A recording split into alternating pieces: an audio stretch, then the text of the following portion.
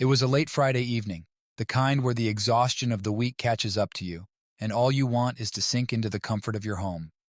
I had just finished a long day at work, and as I walked into our living room, Susan's laughter echoed from the kitchen. I could smell dinner cooking, and for a moment, everything felt right with the world. But that was before I saw her phone. It was lying on the coffee table, the screen lit up with a notification. Normally, I wouldn't have thought twice about it. Susan and I had always trusted each other.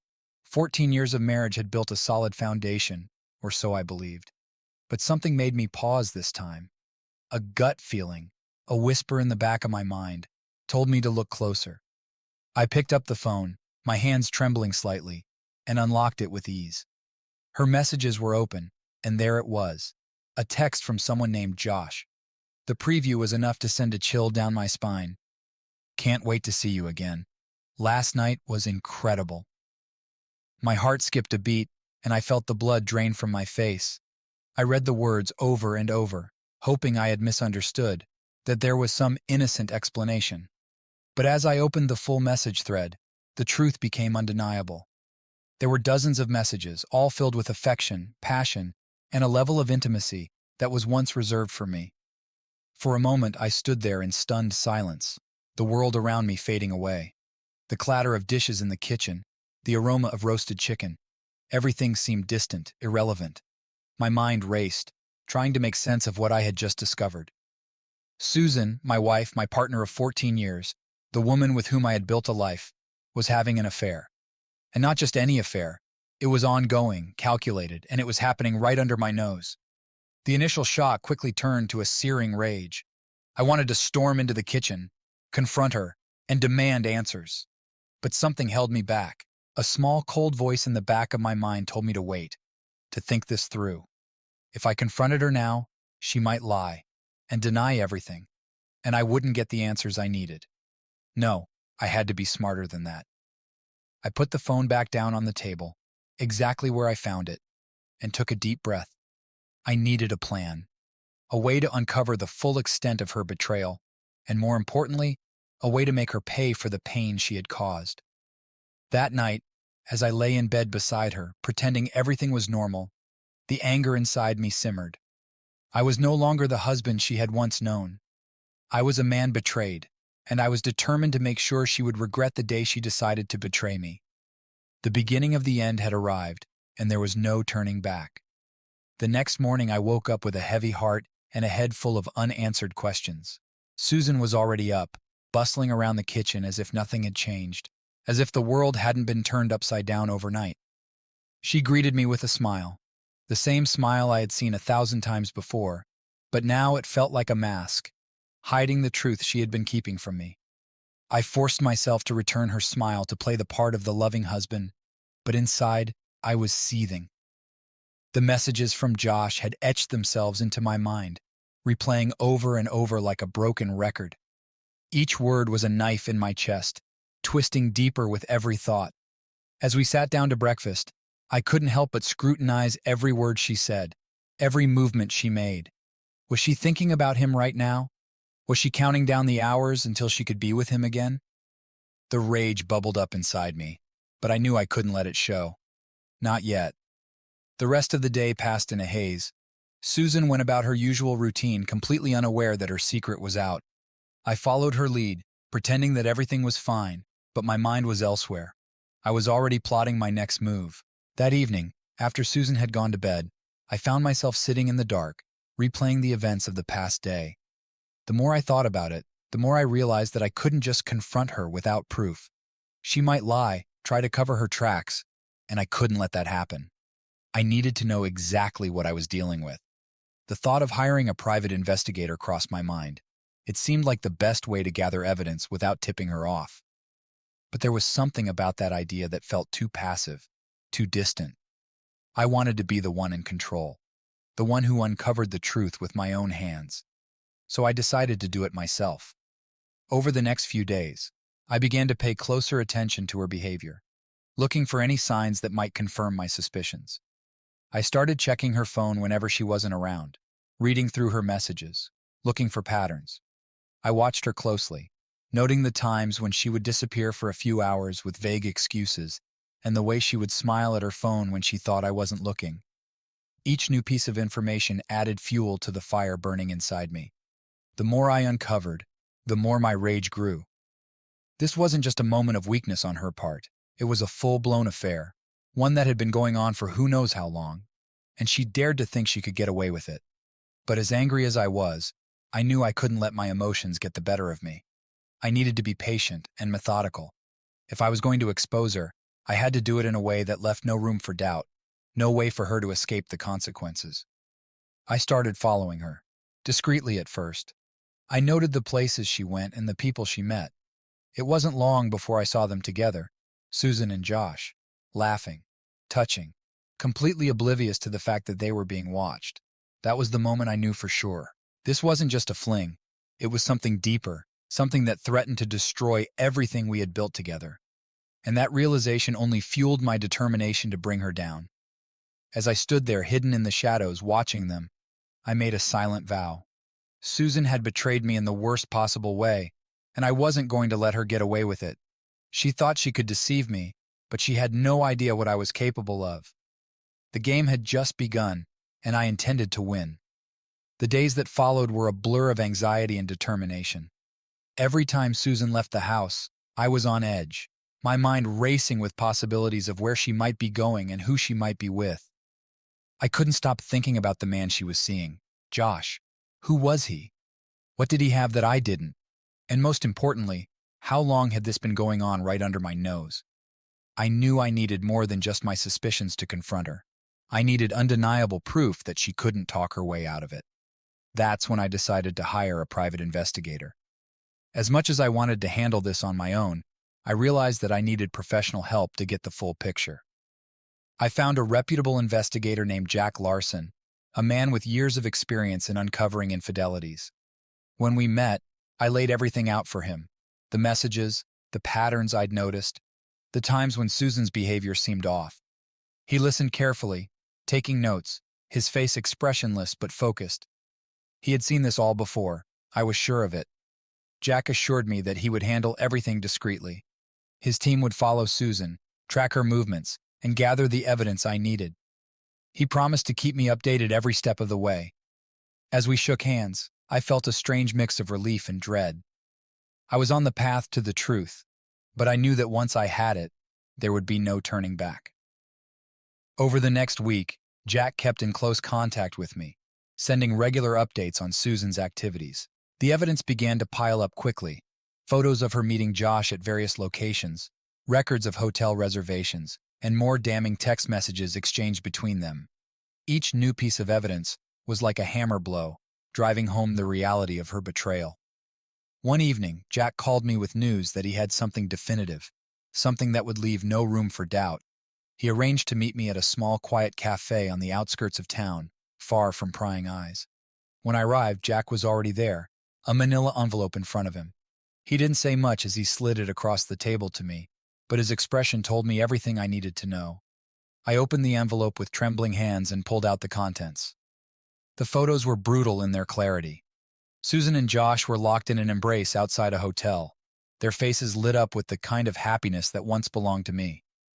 There were more photos, Susan smiling at Josh over dinner, the two of them entering a hotel room together, and worst of all, the text message printouts that confirmed their affair had been ongoing for over a year. A year. The realization hit me like a freight train. For an entire year, my wife had been living a double life, lying to me every single day, and I had been completely oblivious. I felt sick to my stomach, my hands shaking as I stared at the evidence. This was it, the proof I needed to confront her, to blow her world apart just like she had done to mine. But as I sat there, numb with shock and rage, another feeling began to creep in, fear. What was I going to do now? How could I face her knowing what I knew? And what would I do with this information? The reality of the situation was starting to sink in, and it was terrifying. Jack placed a hand on my shoulder, breaking through my thoughts. "I know this is hard," he said, his voice calm and steady. "But you've got the truth now. You've got the power. What you do with it is up to you." I nodded, unable to speak. He was right. I had the truth, but it came with a heavy price. I knew that once I confronted Susan, there would be no going back. Our life together, the life I thought we were building, was over.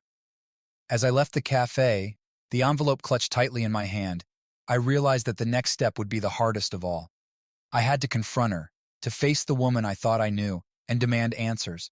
And no matter what she said, no matter how she tried to explain it away, I knew one thing for certain. Everything was about to change, and there was no turning back. That night, I lay awake in bed, staring at the ceiling, the manila envelope hidden in the drawer beside me. Susan was asleep next to me, her breathing steady and peaceful, completely unaware of the storm that was about to break. My mind raced with 1,000 thoughts. How I would confront her, what I would say, how she would react. Every possible scenario played out in my head, but none of them prepared me for what was to come. The next morning, I decided to act. I couldn't wait any longer. The weight of her betrayal was crushing me from the inside out. I needed to see her face when I laid out the evidence, to hear her explanation, if she even had one. I waited until we were both at home, the silence between us thick with tension that only I could feel. Susan was in the kitchen, busying herself with something mundane. When I finally walked in, the envelope clutched in my hand. I felt a strange sense of calm, a detachment that I hadn't expected. It was as if I was watching someone else's life unfold. "Susan?" I called her name, my voice steady but cold. She turned to me, her smile fading when she saw the look on my face. "We need to talk." She looked puzzled, a frown creasing her forehead. "What's wrong?" I didn't answer immediately. Instead, I placed the envelope on the kitchen table between us, my eyes never leaving hers. "I know," I said quietly. Her confusion deepened. "Know what?" "About Josh," I replied, my voice hardening. "About the affair. I know everything, Susan." For a moment, she just stared at me, her face pale and expressionless. Then, as if a switch had been flipped, her expression changed. Fear flickered in her eyes, followed by a rapid calculation. I could see the gears turning in her mind, trying to figure out how much I knew and how she could talk her way out of this. "David, I don't know what you're talking about," she finally said, her voice trembling. "Nothing is going on. You're misunderstanding something." I felt a surge of anger rise within me. How could she lie so blatantly? After everything I'd uncovered, after all the evidence I had, she still thought she could deceive me. I reached into the envelope and pulled out the photos, spreading them out on the table. "Don't lie to me, Susan," I snapped. "These pictures, the messages, I've seen it all. How long did you think you could keep this from me? How long have you been playing me for a fool?"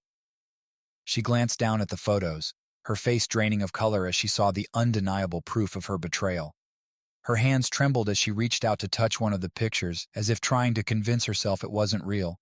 But the evidence was there, staring her in the face, and there was no escaping it. Tears welled up in her eyes, but I couldn't tell if they were tears of guilt, fear, or anger at being caught. "David, please," she began, her voice breaking. "It's not what it looks like. I can explain." "Explain?" I interrupted, my voice rising. "You've been cheating on me for a year, Susan. A year. How do you explain that? How do you justify throwing away everything we've built together?" She broke down then, sobbing uncontrollably, her shoulders shaking as she covered her face with her hands. It was a pitiful sight, but I felt no sympathy, no pity. The woman before me wasn't the Susan I had married. She was a stranger, someone who had destroyed my trust and my life, and she had done it without a second thought. "I never meant for this to happen," she choked out between sobs. It just happened, David. I'm so sorry. I didn't know how to stop it. I didn't want to hurt you." Her words were like poison, seeping into my mind, but I refused to let them weaken my resolve. "You didn't want to hurt me?" I repeated, incredulous. "You've done nothing but hurt me, Susan. Every time you met with him, every lie you told, every moment you spent with him instead of with me, you were hurting me. And now you want me to believe you're sorry?" She didn't answer, just kept crying, her hands clutching the edge of the table, as if it were the only thing keeping her from collapsing. I watched her, waiting for some sign of genuine remorse, but all I saw was desperation, a woman caught in her web of deceit, trying to find a way out. "I want you to leave," I said finally, my voice cold and emotionless. "Pack your things and get out. I can't look at you right now. I can't even be in the same room as you." She looked up at me, her eyes wide with shock. "David, please don't do this. We can work through this. I'll end it with Josh, I swear. Just give me a chance to make this right."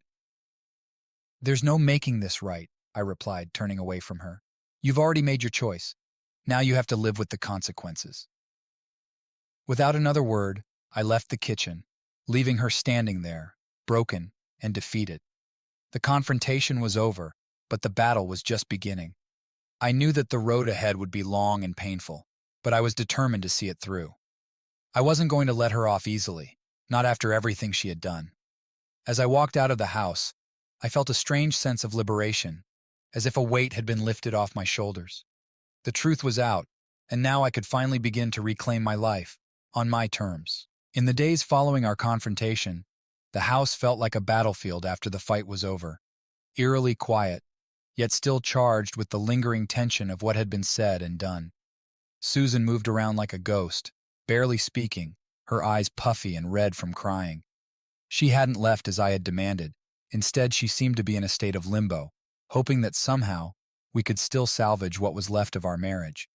But for me, there was no going back. Her betrayal had shattered something fundamental between us, something that couldn't be fixed with apologies or promises. Every time I looked at her, all I could see was her with him. All I could hear were the lies she had told me for over a year. I knew what I had to do. The divorce would be my final act of retribution. But it wasn't enough just to end our marriage. I wanted to make sure that when she walked away, she would do so with nothing.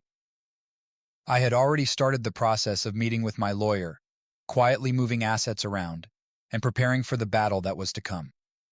The first step was securing the financial side of things. We had joint accounts, shared investments, and of course, the house. I began by transferring money from our joint accounts into a separate account under my name. It was easy enough. Susan wasn't paying attention to the finances these days, too wrapped up in her guilt and sorrow to notice what I was doing behind the scenes. Next, I reached out to our financial advisor, a man I'd known and trusted for years. I explained that Susan and I were going through a difficult time and that I needed to take control of our assets for the foreseeable future.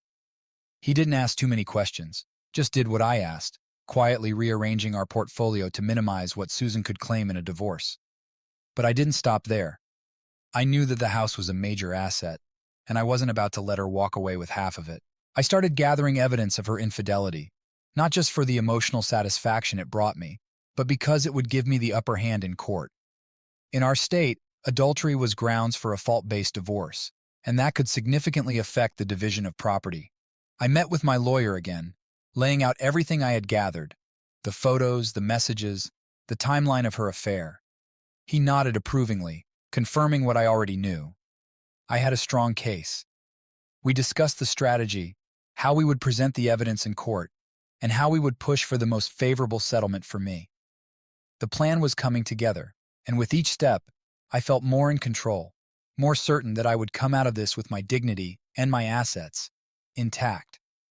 As I made these preparations, Susan continued to drift through the days, unaware of the full extent of what I was planning. She still tried to talk to me, to convince me that we could work things out, but I kept my distance, barely responding. Every word she spoke felt like another lie, another attempt to manipulate me into forgiving the unforgivable. One evening, as we sat in the living room, the silence between us heavy and suffocating, Susan finally broke down again.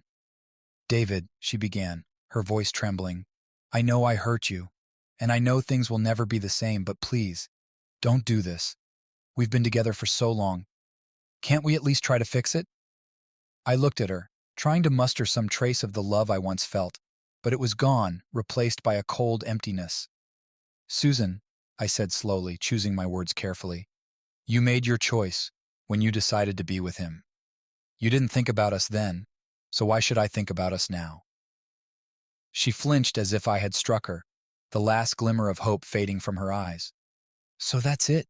You're just going to throw everything away?" "I'm not throwing anything away," I replied, my voice as hard as steel. "You already did that. Now I'm just making sure you live with the consequences." With that, I got up and left the room, leaving her alone with her regrets. The plan was in motion, and there was no turning back. Every move I made was calculated, every decision designed to ensure that when the dust settled, I would come out on top. In the days that followed, I continued to work with my lawyer, finalizing the details of the divorce. I knew it would be a brutal process, but I was ready. I was determined to make sure that when Susan walked away, she would have nothing but the memories of what she had lost. As I moved forward, I couldn't help but feel a sense of satisfaction, a grim kind of justice, in knowing that she would soon face the full weight of her actions. Susan had betrayed me, and now she would pay the price. The plan was almost complete, and I was ready to see it through to the end. The wheels were set in motion. With every day that passed, the final pieces of my plan fell into place. The satisfaction of seeing my preparations come together fueled me, giving me the strength to continue. But there was one last step I needed to take before I could bring this all to a close, one final deception that would seal Susan's fate. As much as I had distanced myself from her, I knew that a sudden and harsh divorce filing would catch her off guard, leaving her scrambling to recover. But I wanted more than just a legal victory. I wanted to break her spirit, to make her feel the same helplessness and betrayal that I had felt. And to do that, I needed her to believe that there was still hope, even if only for a moment. I started by softening my approach, just enough to make her believe that maybe, just maybe, we could still salvage something from the wreckage of our marriage.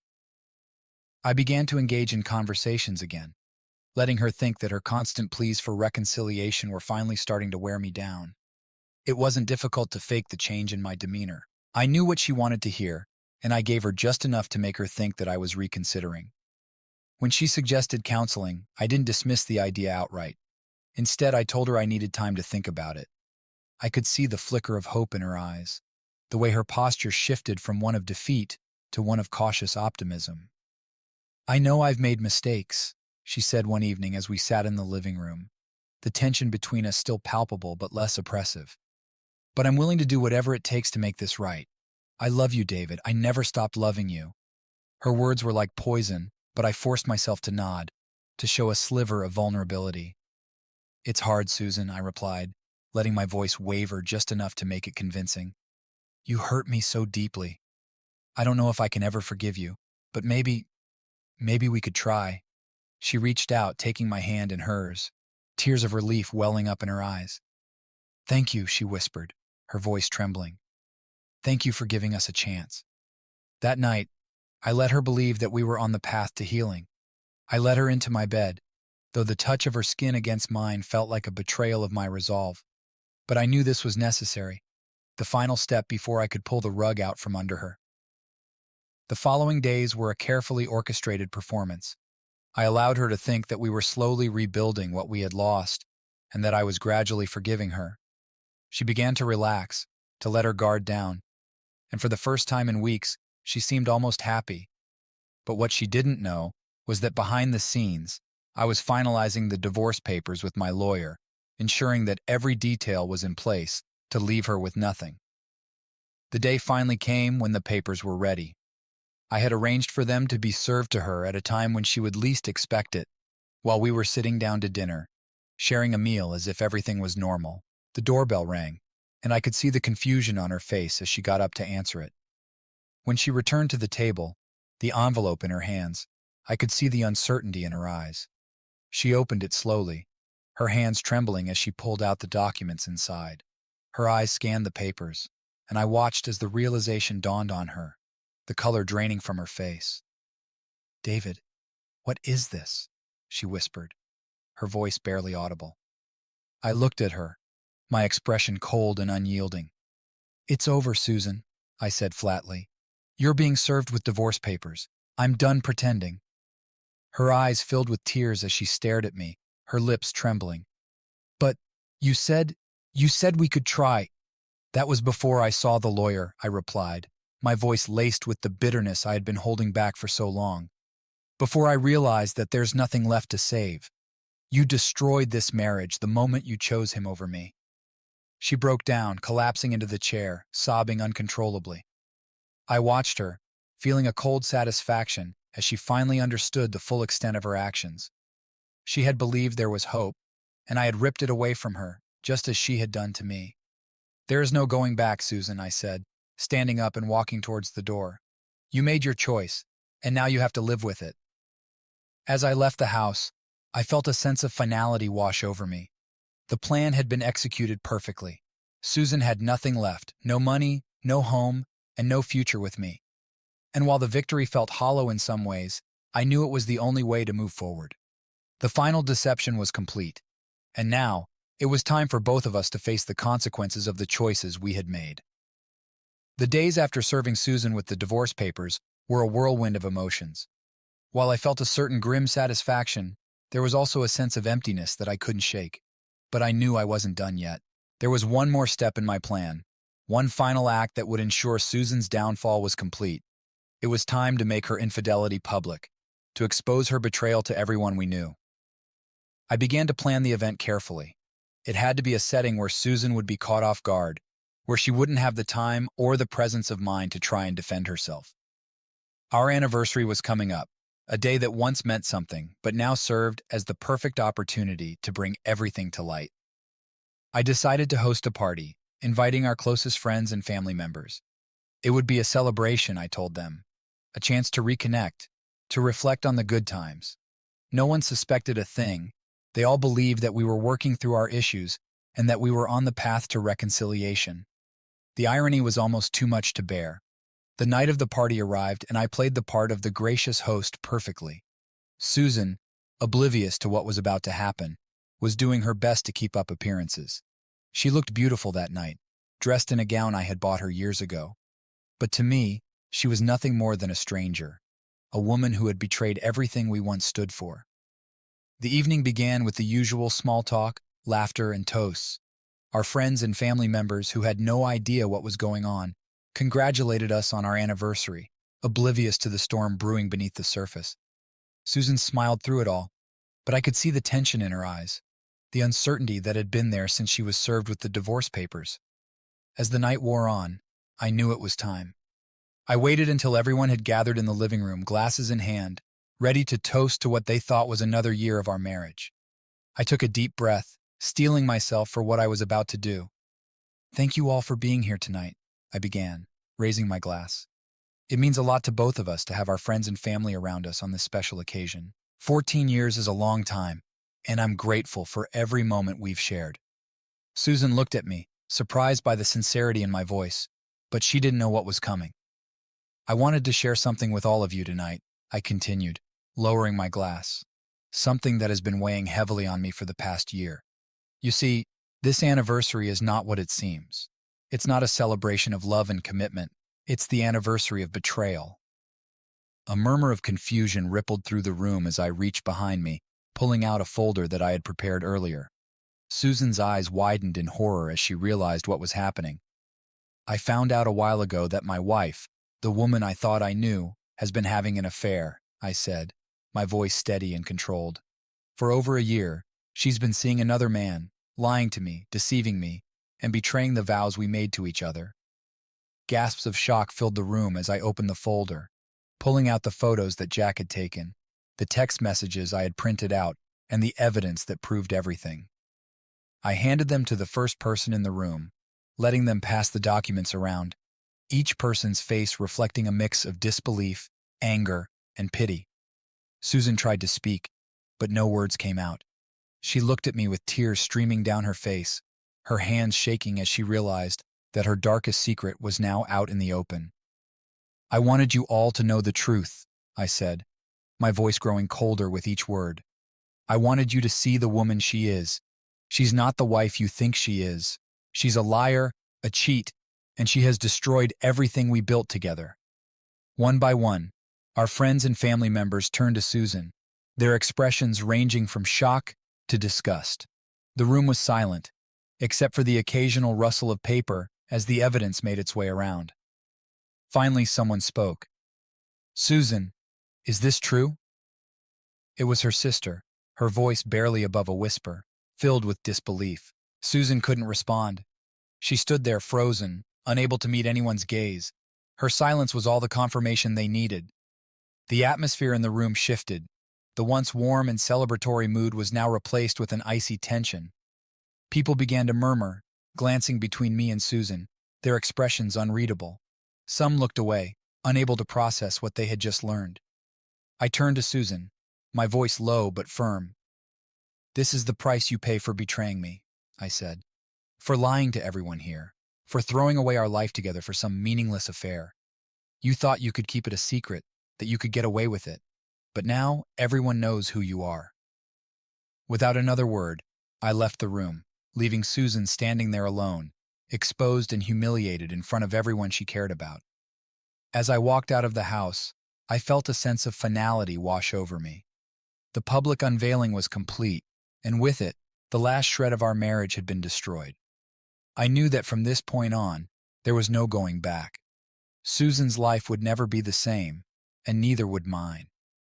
The path of revenge I had chosen had led me to this moment, and now it was time to move on, alone, but free from the weight of her betrayal. The aftermath of the party was more brutal than I could have imagined. Word spread quickly, and within days, everyone in our social circle knew about Susan's affair. The whispers, the judgmental looks, the sudden coldness from people who once considered her a friend, it all came crashing down on her like a tidal wave. Susan tried to reach out to me in the days that followed, but I ignored her calls and texts. I had nothing left to say. I was done with her lies, done with the life we had built together. I had made my point, and now I was ready to move on. But Susan's life was unraveling faster than I had anticipated. She lost her job within a week, the company citing morality concerns as the reason for her sudden termination. Our mutual friends began to distance themselves from her, uncomfortable with the scandal that now surrounded her name.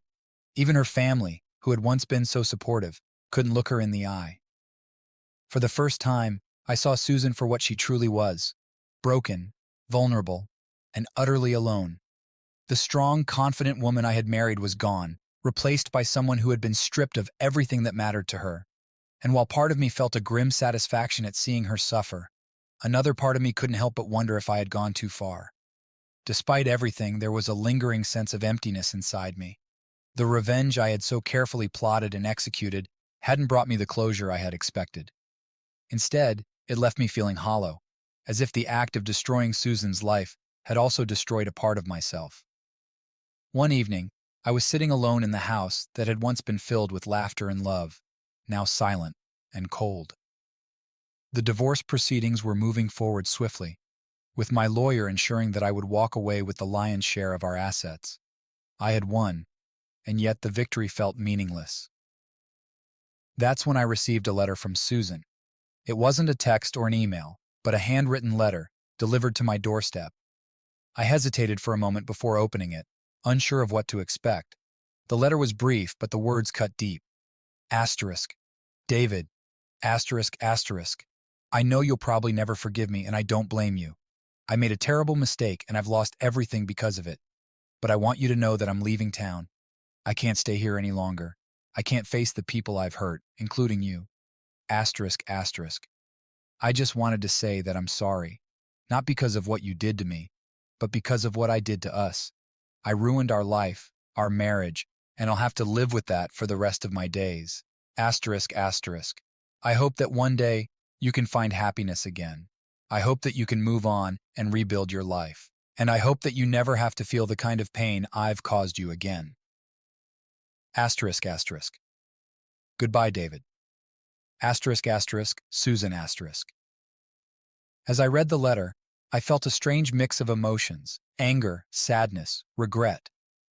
For so long, I had been consumed by my desire for revenge, driven by the need to make Susan pay for what she had done.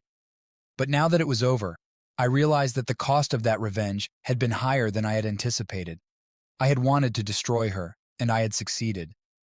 But in doing so, I had also destroyed the part of myself that once believed in love, in trust, in the possibility of redemption. The house, the possessions, the money, none of it mattered anymore.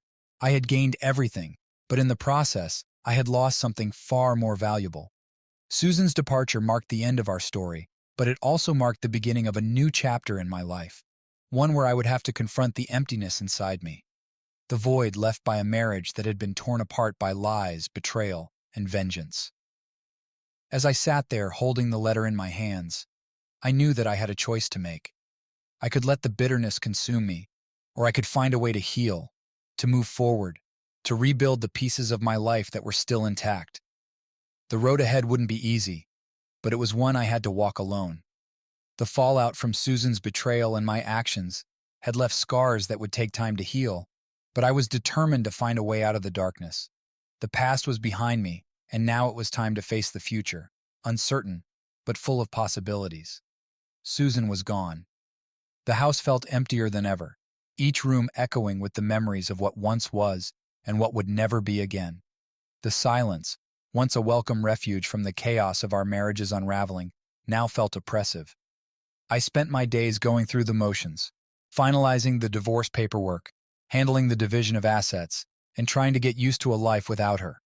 But no matter how hard I tried to move forward, I couldn't shake the lingering sense of loss.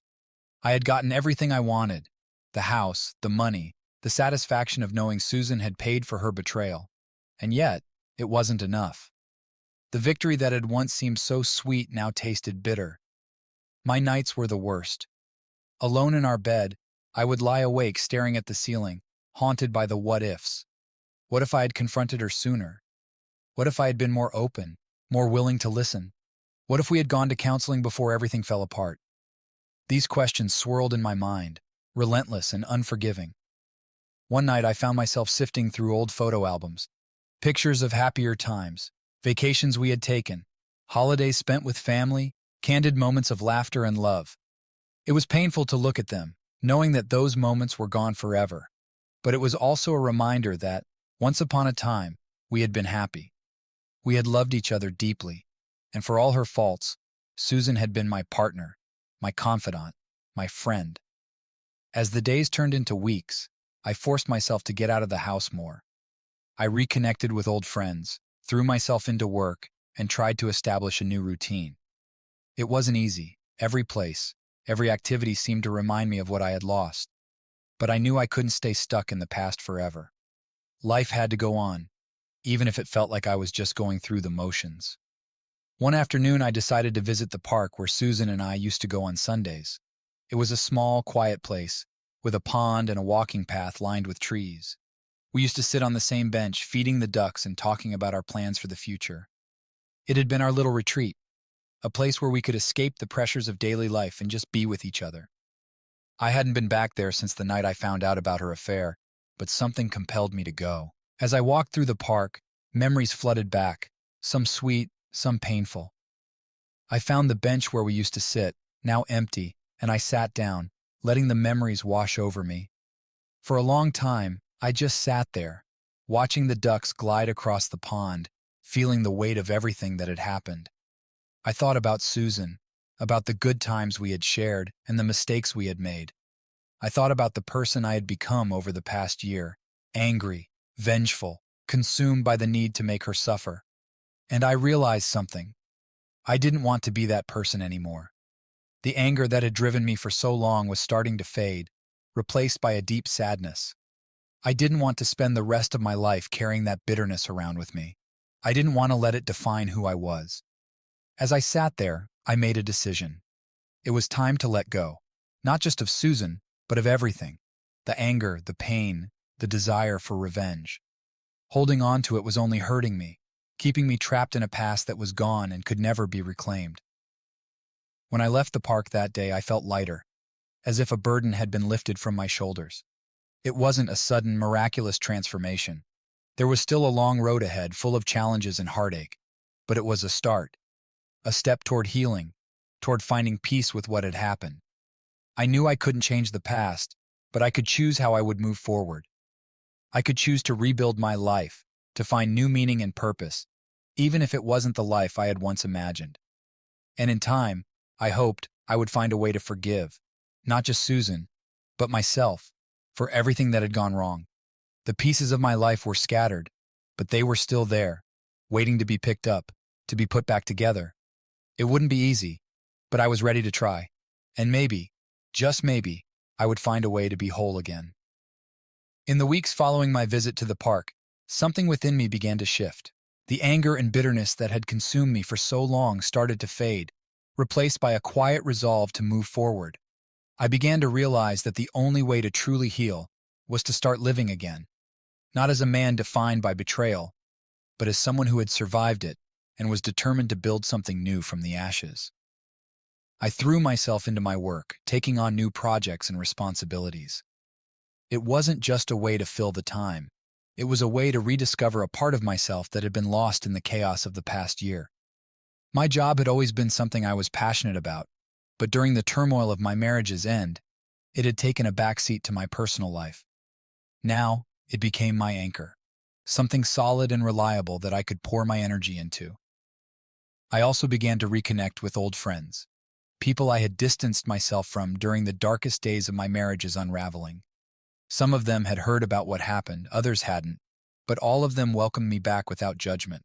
We started meeting up regularly, catching a game, going for drinks, or just talking late into the night.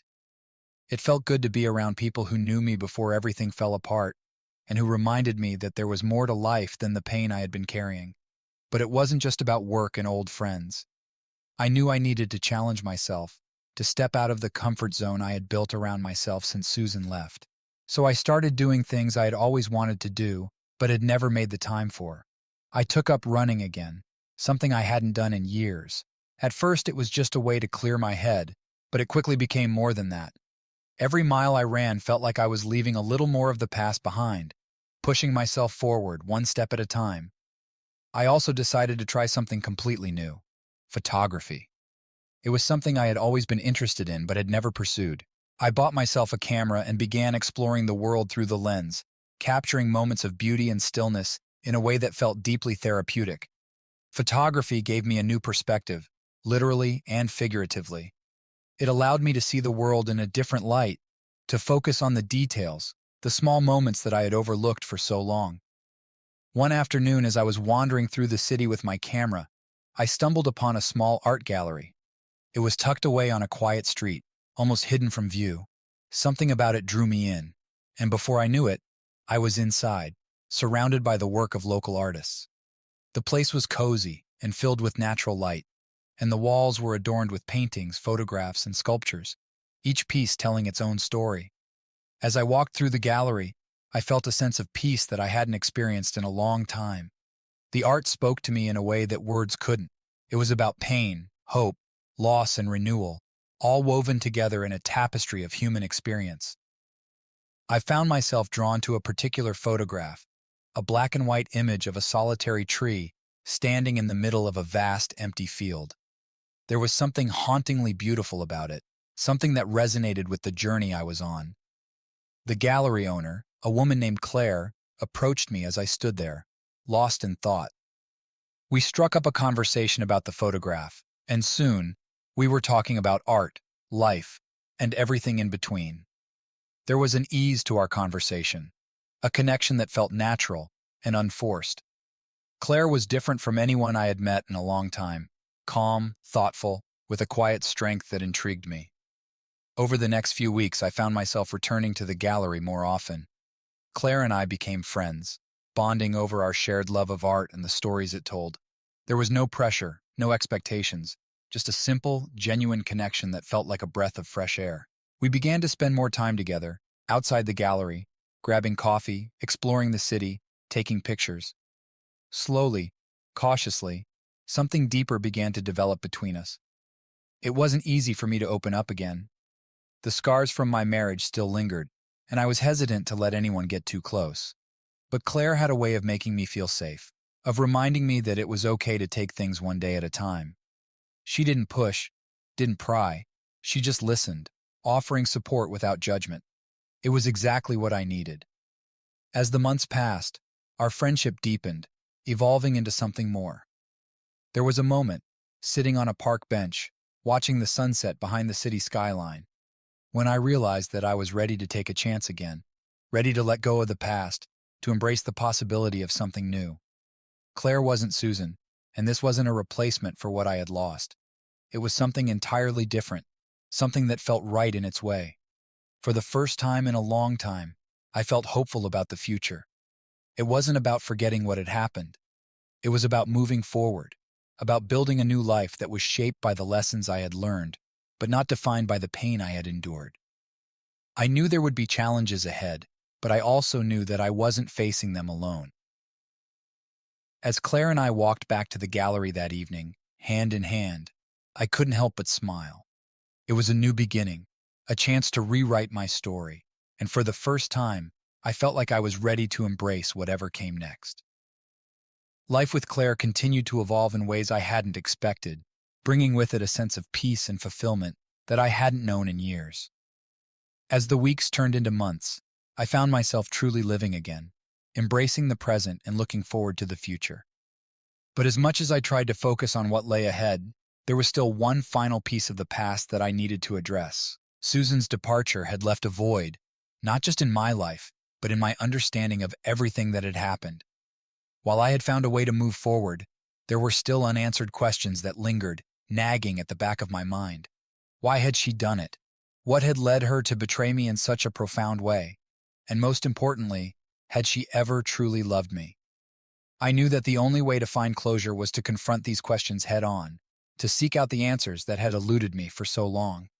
It wasn't about reopening old wounds. It was about finally putting them to rest. And so, I made the difficult decision to reach out to Susan, to arrange one final conversation. I wasn't sure what to expect when I called her. Part of me feared that she would refuse to talk, while another part of me worried that the conversation would dredge up old emotions that I had worked so hard to bury. But to my surprise, she agreed to meet, her voice subdued and hesitant on the other end of the line. We arranged to meet at a small cafe on the outskirts of town, a neutral place where neither of us had any history. As I waited for her to arrive, I felt a mix of emotions, nervousness, curiosity, and a sense of finality. This was the last chapter in a story that had consumed my life for so long, and I was ready to close the book. When Susan walked in, I was struck by how different she looked. The confident, vibrant woman I had once known was gone, replaced by someone who seemed older and wearier, as if the weight of the past year had taken a physical toll on her. She saw me and offered a tentative smile, though it didn't reach her eyes. "David," she said quietly as she sat down across from me, "thank you for meeting me." I nodded, unsure of how to start. The silence between us stretched on for a moment, heavy with unspoken words. Finally, I took a deep breath and spoke. "Susan, I asked you here because there are things I need to understand," I began. "I've moved on with my life, but there are questions that I can't seem to shake. I need to know why. Why did you do it? Why did you betray me?" She looked down at her hands, her fingers twisting nervously. When she finally spoke, her voice was soft, tinged with regret. "David, I've asked myself that same question 1,000 times since everything fell apart. And the truth is, I don't have a simple answer. I was lost and confused, and I made terrible choices. I was selfish, and I didn't think about how my actions would hurt you." I listened, trying to make sense of her words, to find some clarity in the confusion. "But why Susan? We had a good life. We were happy, or at least I thought we were. What drove you to him?" She sighed, her shoulders slumping as if the weight of her guilt was too much to bear. "I think I was searching for something that I didn't even know I was missing. Maybe it was excitement, validation, or just the feeling of being wanted. I don't know. But I do know that it was a mistake, the biggest mistake of my life, and I'll regret it for the rest of my days." Her words hung in the air between us, heavy with the pain of what had been lost. For a moment, I felt a surge of anger, the old resentment bubbling up inside me. But then I looked at her, really looked at her, and I saw the broken woman she had become, the person I had once loved, now weighed down by the consequences of her actions. "I've spent a long time being angry at you, Susan," I said slowly. "But anger isn't going to change what happened, and holding on to it isn't going to help either of us move forward. I think it's time to let go. For both of us." She looked up at me, tears welling in her eyes. "David, I'm so sorry for everything. I know I don't deserve your forgiveness, but I hope that one day you can find it in your heart to forgive me." I nodded, feeling a sense of closure settle over me. "I don't know if I'm ready to forgive yet," I admitted.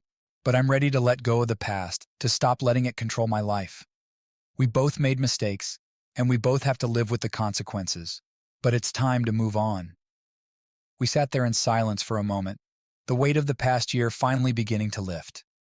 There was no dramatic reconciliation, no tearful embrace, just a quiet understanding that our story had reached its end. When we finally parted ways, I felt a sense of peace that I hadn't known in a long time. The anger, the bitterness, the pain, it was all still there, but it no longer consumed me.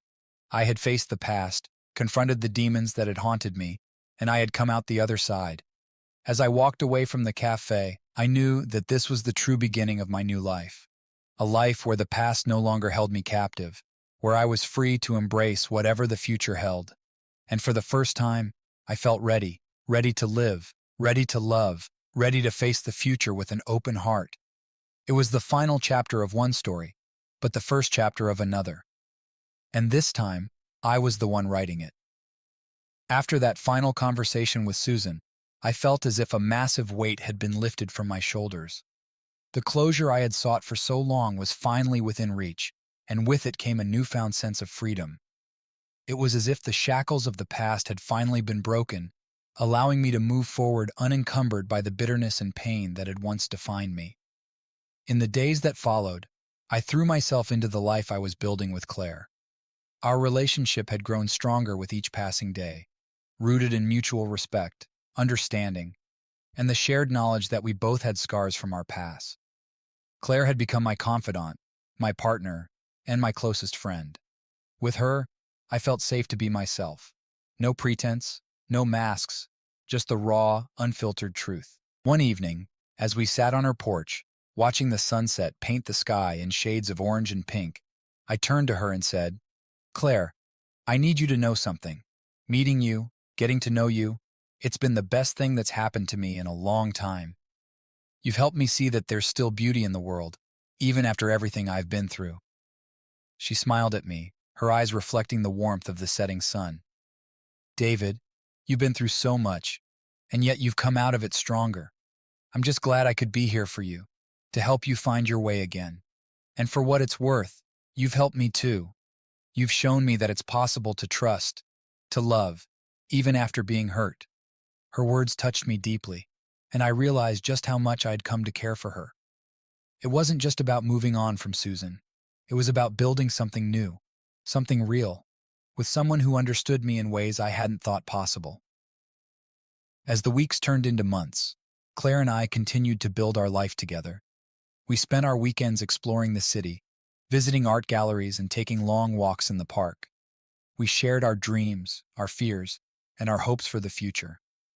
Slowly but surely, I found myself beginning to heal. Not just from the wounds Susan had left, but from the scars of my insecurities and doubts. One day, while we were out for a hike in the nearby mountains, Claire stopped at a scenic overlook where the valley stretched out below us, green and vibrant. She turned to me, her expression serious, yet filled with a quiet joy. "David," she began, taking my hand, "I've been thinking a lot about us, about where we're headed. I know we've both been through so much, and I don't want to rush anything. But I also know that what we have is special, and I don't want to let fear or the past hold us back." I squeezed her hand, feeling a swell of emotion in my chest. "Claire, I feel the same way. Being with you has shown me that it's possible to love again and to trust again. I don't want to let the past dictate our future. I want to build something real with you, something lasting." She smiled, and for a moment we just stood there, taking in the beauty of the world around us, the peace that had been so hard won. It was a moment of clarity, a realization that we were both ready to take the next step, whatever that might be. In the months that followed, Claire and I continued to grow closer, our lives becoming more intertwined. We talked about the future, about our dreams and aspirations, and slowly but surely, the idea of a life together, truly together, began to take shape. But it wasn't just about us. It was also about the people we had become, the lessons we had learned, and the ways we had grown. I had spent so much time focusing on the pain of the past that I hadn't realized how much I had changed, how much stronger I had become. And now, with Claire by my side, I felt ready to embrace the future, to face whatever challenges lay ahead with confidence and hope. One evening, as we sat together in the gallery where we had first met, I looked at Claire and realized that I had found something I never thought I would find again. A sense of belonging, a sense of home. It wasn't about replacing what I had lost. It was about creating something new, something that was ours. As I took her hand in mine, I knew that this was the beginning of a new chapter, a chapter filled with love, trust, and the promise of a future we would build together. The past would always be a part of me, but it no longer defined me. I was no longer the man who had been betrayed. I was the man who had survived, who had found love again, and who was ready to embrace the future with open arms. And as we walked out of the gallery that night, hand in hand, I knew that whatever came next, we would face it together. It was a new beginning, a new life, and for the first time in a long time, I felt truly, deeply happy. The story of my life had taken many twists and turns, but now, with Claire by my side, I was ready to write the next chapter, one filled with love, joy, and the promise of a brighter tomorrow.